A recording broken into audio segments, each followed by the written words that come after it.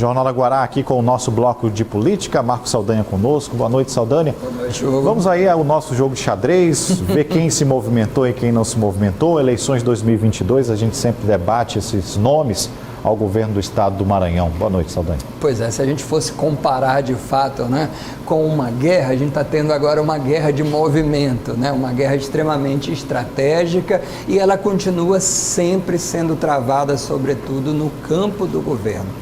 E eu acho que o maior exercício que o campo do governo tem que fazer agora, eu digo do governo estadual, é justamente fazer o que tem feito na última semana, que é justamente uma guerra, entre aspas, pacífica. Ou seja, o grupo governista, ele tem a faca e o queijo na mão. Ou seja, o governador tem tudo para se fazer senador pelo recall que vai trazer do governo do estado, e tem uma possibilidade, não estou dizendo por ser melhor ou pior, mas porque tem o cacife político para fazer o sucessor no campo estadual. Porém, a oposição, que ainda não está de toda articulada, ainda não está definida, e eu já fiz essa comparação aqui em relação à eleição municipal, quando o Braide, que era da oposição, mas já tinha um capital político, já estava articulado desde a eleição que havia sido derrotado, o cenário agora é diferente. Ou seja, a oposição, ela só tem um caminho. Ao invés de tentar lançar um nome novo e apostar forte nisso,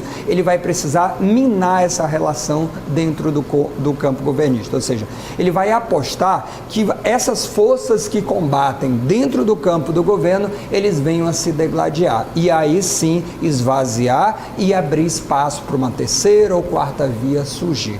Já por outro lado, os dois candidatos, já pré-candidatos na verdade postos, tanto Carlos Brandão como Everton no campo governista, não há outra saída a não ser selar uma aliança, fazer o que estão fazendo, visitando obras, fazendo inaugurações, e o governador está dando espaço para ambos os candidatos nisso. A gente viu bem essa semana obras no interior do estado, com Carlos Brandão fazendo ali a inauguração, mas também movimentos com aliados do senador Everton Rocha. Ou seja, o governador tem contemplado a todos os dois. Agora, o que resta saber é se na hora da escolha, na hora da definição, se de fato vai acontecer o que está sendo combinado. O eleito, o escolhido, seja por pesquisas eleitorais, ou seja, por qual razão esteja selada, ele vai aceitar apoiar o outro lado, que foi justamente o que não aconteceu no grupo na época da eleição municipal. Partidos nacionais têm interferência, podem aí influenciar nesse processo de aliança do governador com os candidatos que ele tem aqui no seu grupo político?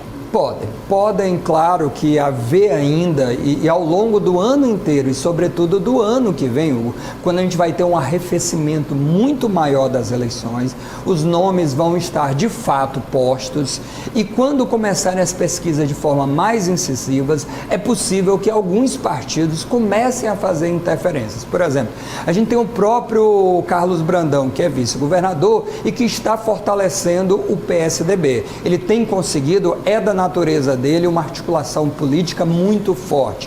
E o PSDB, como é que vai fazer aqui na questão do Maranhão? Quem será o candidato apoiado? O Dória será candidato a presidente? Vai ser preciso fazer palanque? Não que isso seja de todo um constrangimento, mas como vai se dar essa relação? Mas isso a gente só vai saber no andar da carruagem, o impacto e o peso que isso vai ter. Por outro lado, não há constrangimento na questão estadual, porque isso já aconteceu outras vezes. Então, é pouco provável que uma definição estadual venha de fato a fazer uma enorme diferença. Porém, é importante a gente pensar algumas coisas. Por exemplo, o presidente Bolsonaro, partindo para uma reeleição, ele terá um candidato direto aqui no Maranhão? E outra coisa, esse candidato vai ser puxado de fato por ele virá aqui fazer campanha, ele vai pedir voto, em que medida ele iria se manifestar por um candidato desse? É importante lembrar que do ponto de vista das pesquisas, no Nordeste, ele não tem um peso muito grande. Então, numa eleição para deputado federal, deputado estadual, talvez essa influência venha até ser maior na eleição proporcional. Nesse momento da leitura, eu não acredito que esse peso vai fazer muita diferença na região do Nordeste, onde as pesquisas apontam que essa influência aqui ela não é muito forte, Hugo. Bom, e só destacando que na quinta-feira está prevista aí a visita do presidente da República à cidade de Alto Parnaíba, e a gente vai estar aqui para a gente comentar sobre essa visita dele aqui. Afinal de contas, vem aí com o senador Roberto Rocha, que traz ele aqui, tenta juntar ali para que colhe a imagem, né? Exatamente, quer dizer, mas o efeito que ele tem tido ainda de uma forma geral nessas visitas, o ministro da Educação teve recentemente, ele mesmo terá com obras, são em áreas, são bolsões ali muito específicos, onde ele tem algum apoio. A gente sabe que ali Imperatriz, sul do Maranhão, são áreas onde ele é recebido com muito mais força popular do que, por exemplo, na capital.